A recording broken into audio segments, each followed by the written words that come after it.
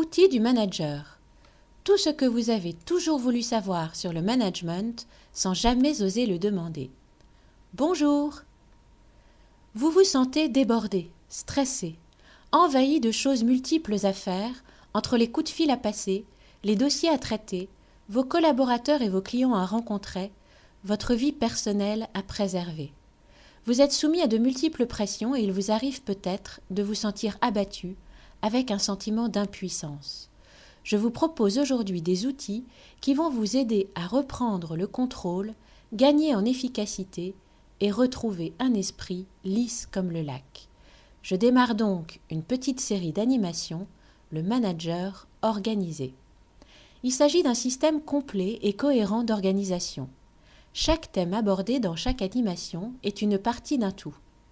Si vous appliquez chacun de ces outils en cohérence avec les autres, vous reprendrez le contrôle de votre organisation. Nous aborderons la gestion des mails, la gestion des tâches, l'agenda et la routine du lundi. Le but de l'animation d'aujourd'hui est de vous donner une méthode pour gérer vos mails.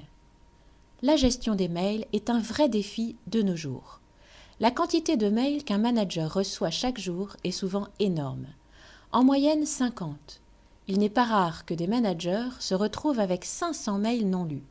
Cela génère beaucoup de stress, un sentiment d'impuissance et bien souvent notre boîte mail prend le contrôle de l'organisation de notre journée. Alors comment faire? Voici des outils simples pour gérer vos mails. Premier conseil, coupez votre alarme. Vous savez, les notifications qui apparaissent à votre écran, l'alarme ou le vibreur sur votre téléphone dès qu'un mail arrive. Coupez tout! Cela ne paraît rien, mais c'est absolument primordial. C'est ce qui va vous permettre de contrôler vos mails et pas l'inverse. De plus, un des pires ennemis de la productivité, ce sont les interruptions.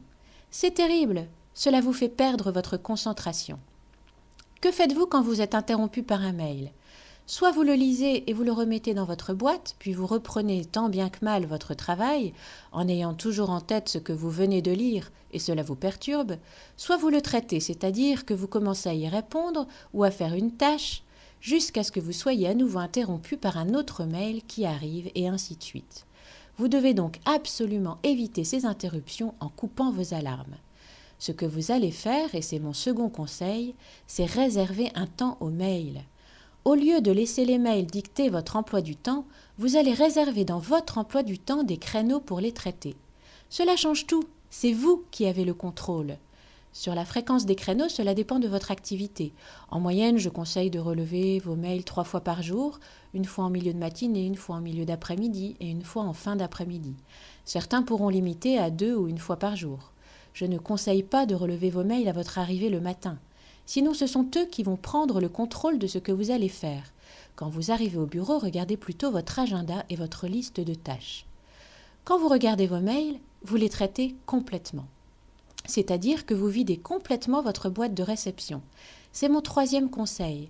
Lorsque vous traitez vos mails, votre objectif doit toujours être de vider complètement votre boîte de réception. En fait, les mails contiennent 2 types de choses, des informations et des actions à réaliser. Toute l'astuce va être d'extraire une de ces 2 choses ou ces 2 choses de chaque mail.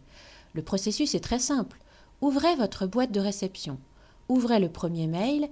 À partir de ce moment-là, vous vous interdisez de le remettre dans votre boîte de réception. Première question. Ce mail contient-il une action à réaliser? Si oui, deuxième question, cette action prend-elle moins de 2 minutes? Si oui, faites cette action immédiatement et vous archivez le mail. Sinon, vous créez une tâche dans votre liste de tâches et vous archivez le mail. Nous verrons les listes de tâches dans une prochaine animation. Si le mail ne contient que de l'information, archivez-le ou détruisez-le et passez au mail suivant. Et vous ne cessez que quand votre boîte est vide. Et maintenant, un petit bonus. Comment commencer si vous avez 500 mails dans votre boîte de réception? Dans ce cas, je vous préconise une solution radicale.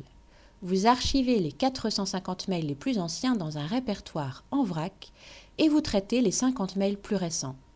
Peut-être qu'il y aura du dégât, mais moins que si vous continuez comme ça. Pour le moment, vous devez mettre en place une procédure d'urgence. De toute façon, vous serez relancé par vos collègues, chefs et autres. D'ailleurs, parmi les 500 mails, il y en a sans doute beaucoup qui traitent du même sujet relancé 3-4 fois. En revanche, si vous traitez efficacement les 50 derniers, vos collaborateurs, collègues, chefs et autres verront immédiatement la différence qui se confirmera les semaines suivantes. Les 450 mails perdus seront vite oubliés par tout le monde. Alors, en résumé, voici ce que je vous conseille de faire tout de suite. Coupez vos alertes. Réservez 3 créneaux par jour pour relever vos mails. Archivez vos 450 mails anciens. Traitez les 50 plus récents. Obtenez une boîte de réception vide. Et ensuite, à chaque relevé de votre boîte, ne terminez que lorsque vous avez vidé votre boîte. Ne fermez jamais un mail sans l'avoir traité. Résistez à la tentation d'attaquer une tâche qui dure plus de 2 minutes. Si vous appliquez cela, vous maîtriserez vos mails. Dans ma prochaine animation, je vous présenterai donc la deuxième brique de la série Le Manager organisé, la gestion des tâches. Un deuxième outil qui vous aidera lui aussi à retrouver un esprit lisse comme le lac.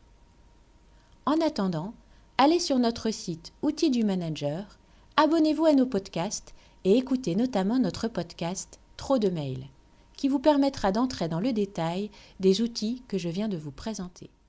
À bientôt!